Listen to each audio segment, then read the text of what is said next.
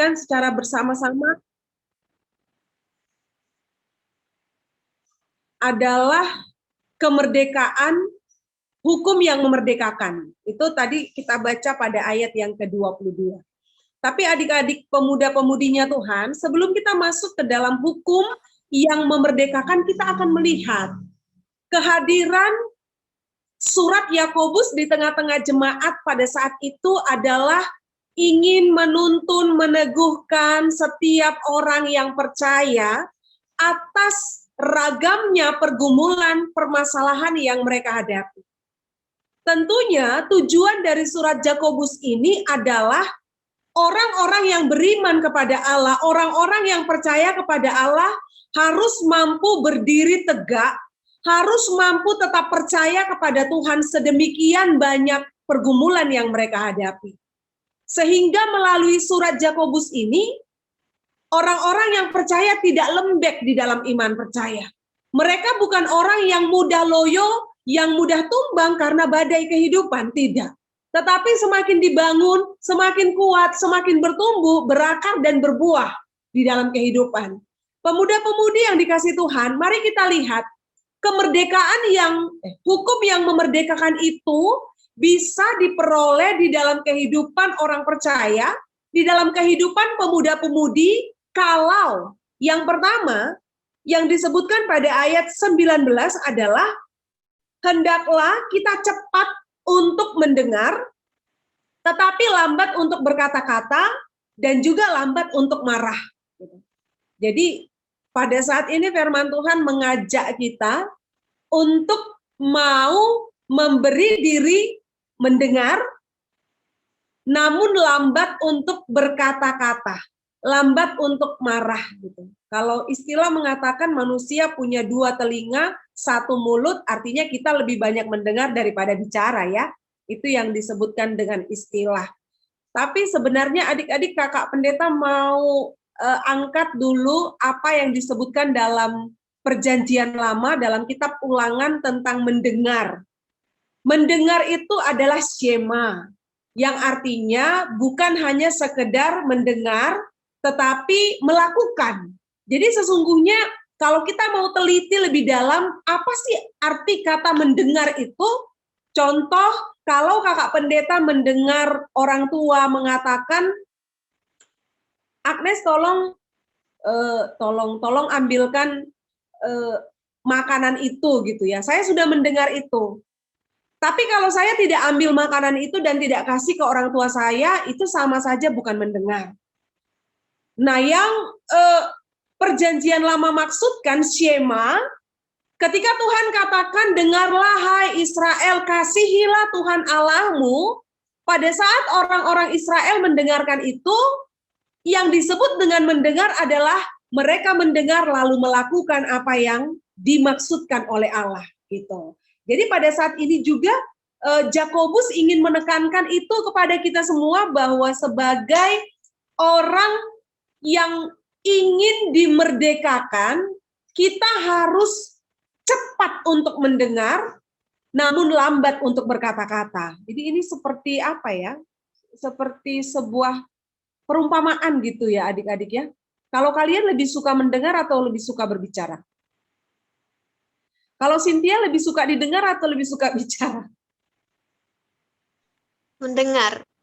Oh, mantap lah kalau gitu.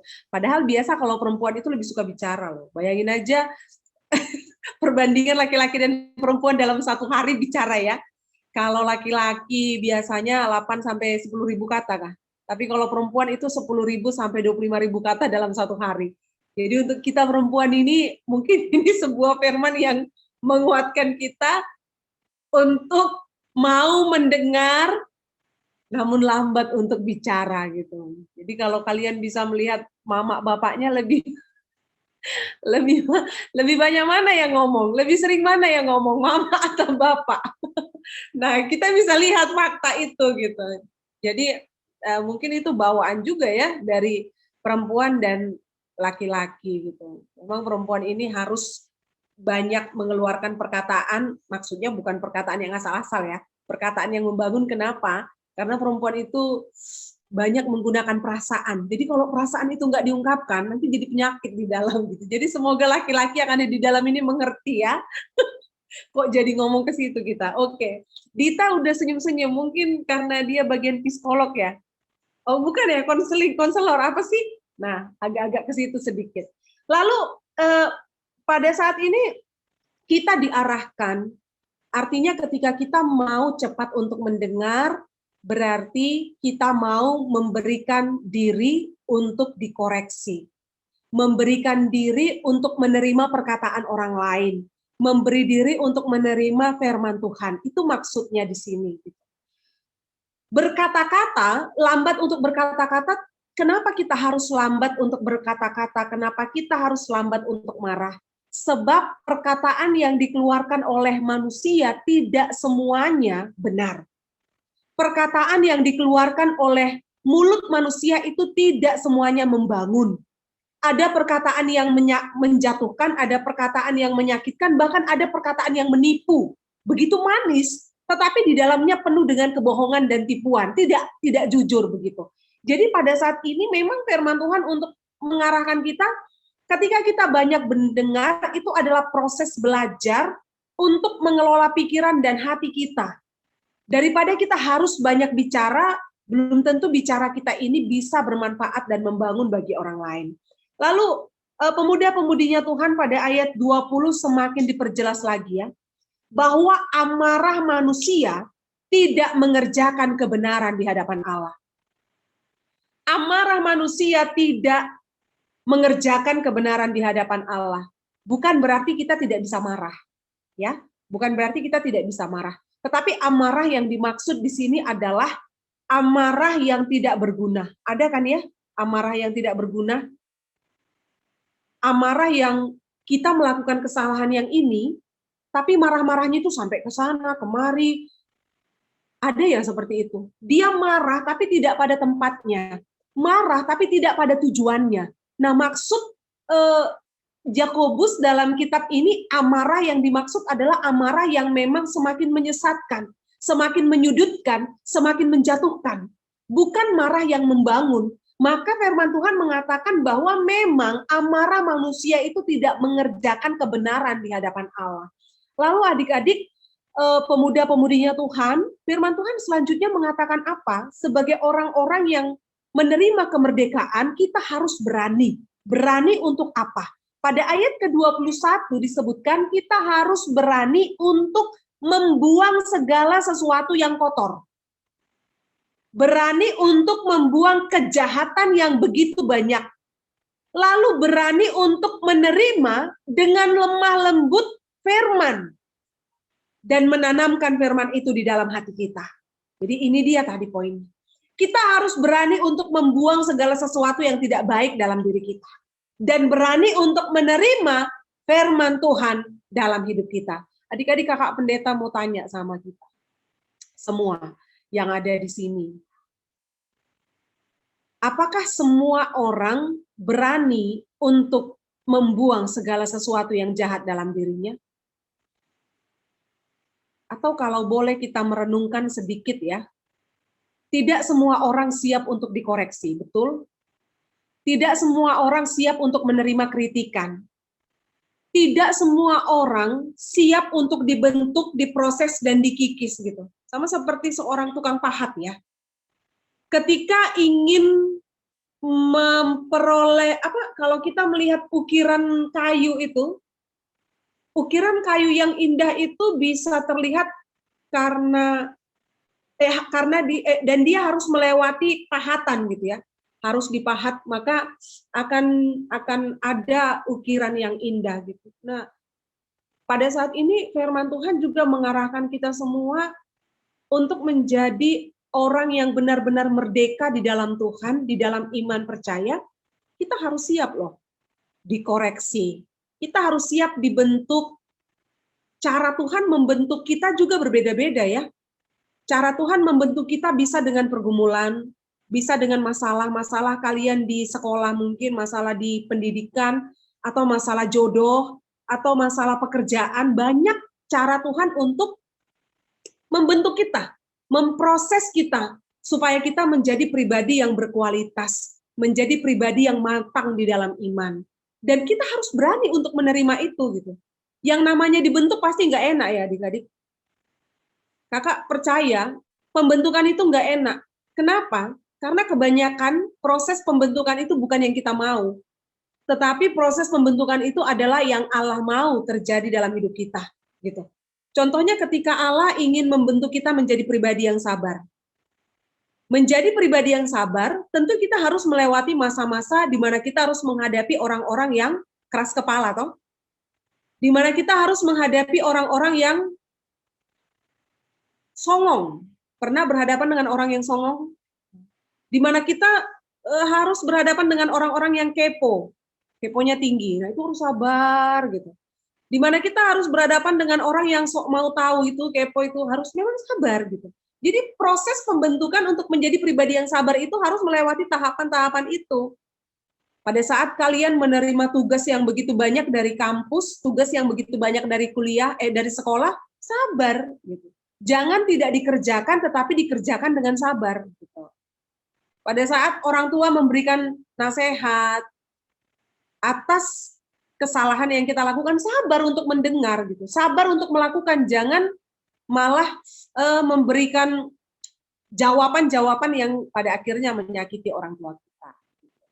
Jadi ada dua hal yang bertolak belakang.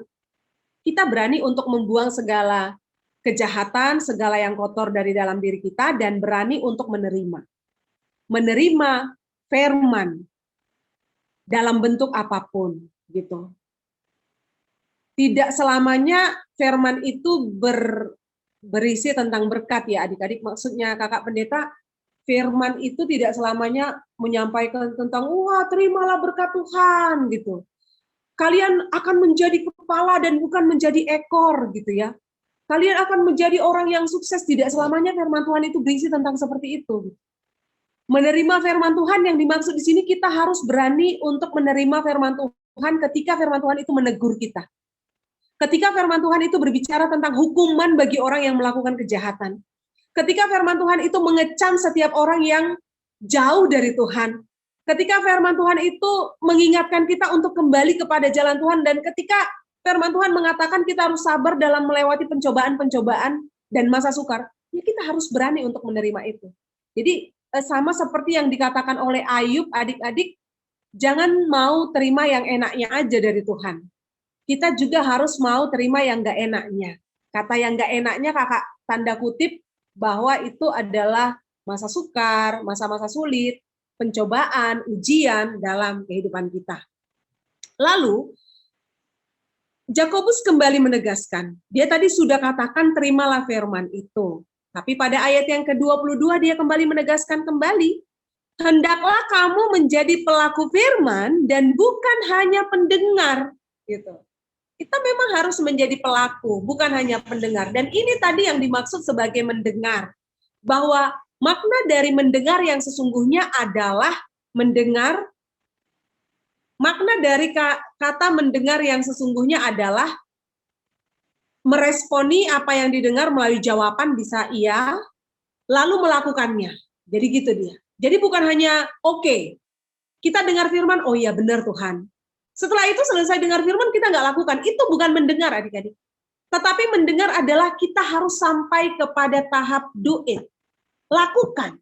Dalam kehidupan kita, kita harus menghidupi firman itu dalam tindak laku kita, dalam bagaimana kita berpikir, dalam bagaimana kita mengelola segalanya di kepribadian kita. Itu yang dimaksud dengan mendengar. Karena memang Rasul Paulus mengatakan iman timbul dari pendengaran firman Tuhan, gitu ya. Nah, di sini juga dikatakan, sebab jika seseorang hanya mendengar firman saja dan tidak melakukannya, ia adalah seumpama seorang yang sedang mengamat-amati mukanya yang sebenarnya di depan cermin. Selanjutnya dikatakan, baru saja ia memandang dirinya, ia sudah pergi atau ia segera lupa bagaimana rupanya. Itulah katanya orang yang mendengar tapi tidak melakukan, dia ada di situ. Tapi dia tidak ingat apa yang dia dengar. Gitu. Tuhan tidak menghendaki begitu ya adik-adik, pemuda-pemudinya Tuhan. Tuhan tidak menghendaki kita menjadi orang percaya yang banyak mendengar firman, tapi satu pun tidak kita lakukan. Tidak. Kita harus sampai kepada tahap melakukan firman Tuhan dalam kehidupan kita. Lalu pada ayat 25, tetapi barang siapa meneliti hukum yang sempurna, yaitu hukum yang memerdekakan, ia bertekun di dalamnya. Jadi bukan hanya mendengar untuk melupakan, tetapi sungguh-sungguh melakukannya. Ia akan berbahagia oleh perbuatannya. Jadi luar biasa sekali ya. Orang yang berbahagia adalah orang yang melakukan firman Tuhan di dalam kehidupannya. Bukan mendengar lalu melupakan, tapi melakukan firman di dalam kehidupannya. Ini sangat benar sekali adik-adik. Kalau istilahnya seperti ini ya, batu kerikil itu dapat gampang ya. Kita bisa gampang dapat batu. Tapi batu intan, permata itu dapatnya dari mana? Kita harus gali, gali, dan gali. Ada perjuangan, ada usaha di situ. Sampai kedalaman tertentu kita baru bisa ketemu permata intan. Dan itu pun harus dilebur lagi, harus dibentuk lagi gitu. Tapi kalau kita mau dapat batu kerikil di tengah jalan juga banyak. Artinya apa? Untuk memperoleh kematangan iman memang kita harus terus menggali kebenaran firman, menggali apa yang kita baca dari kitab suci sehingga kita menemukan mutiara kehidupan di situ. Kita menemukan kekuatan di situ untuk memperlengkapi kita, menguatkan kita menjalani kehidupan ini. Adik-adik, itu pengantar untuk bahan diskusi kita, kami serahkan kepada pembawa acara. Untuk sesi tanya jawab, kalau ada yang mau kita diskusikan bersama atau ada yang mau berbagi tentang mendengar dan melakukan ini, kami serahkan kembali kepada pembawa acara.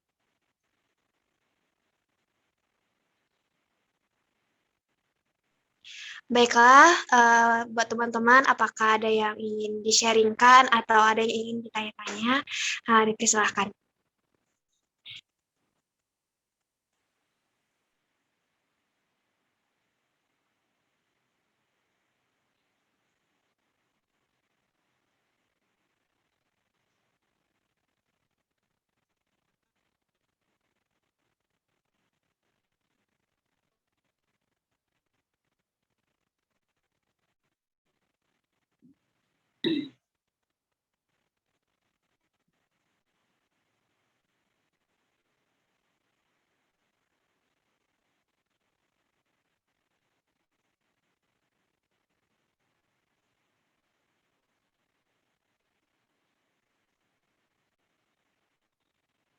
Atau ada tambahan dari, ini ada Fikar Baktiar sama Fikar Desmond di sini, sebagai anak-anak muda. Ada yang mau dibagikan untuk pemuda-pemudi yang ada dalam ruangan ini?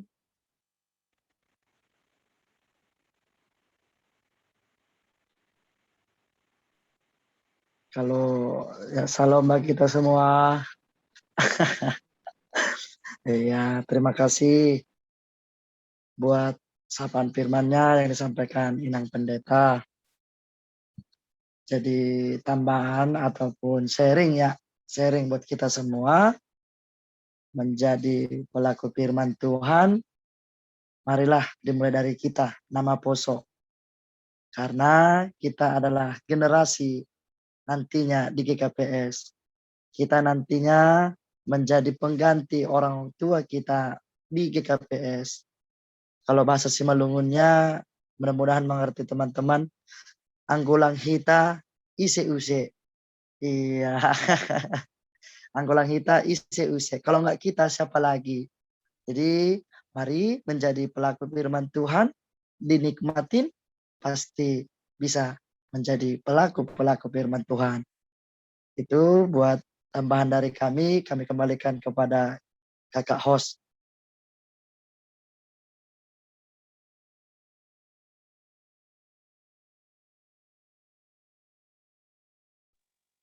Baiklah, terima kasih kepada Pak Desmond Girsang yang telah menyampaikan sharingnya atau tambahan dari firman-Nya.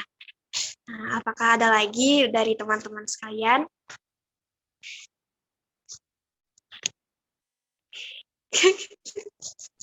Speaker Gitu, Baktiar kenapa? nggak mau ngomong?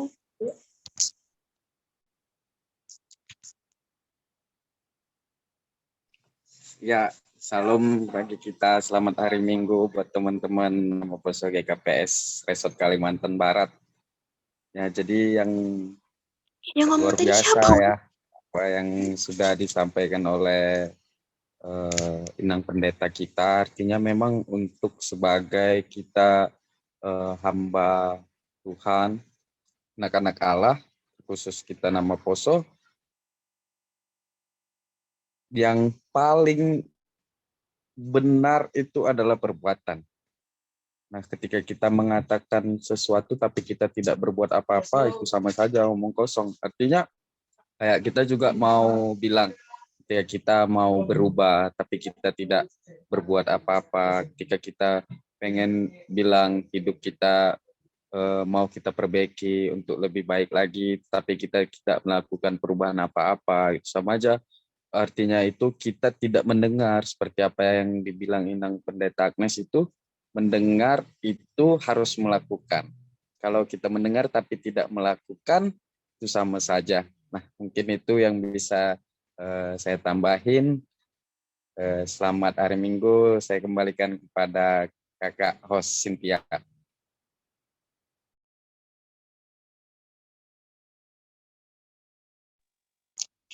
Terima kasih kepada Bapak Baktiar Sipayung. Selanjutnya saya serahkan lagi kepada Pendeta Agnes. Oke, tidak ada lagi dari teman-teman di sini. Ada yang mau berbagi tentang mendengar dan melakukan ini?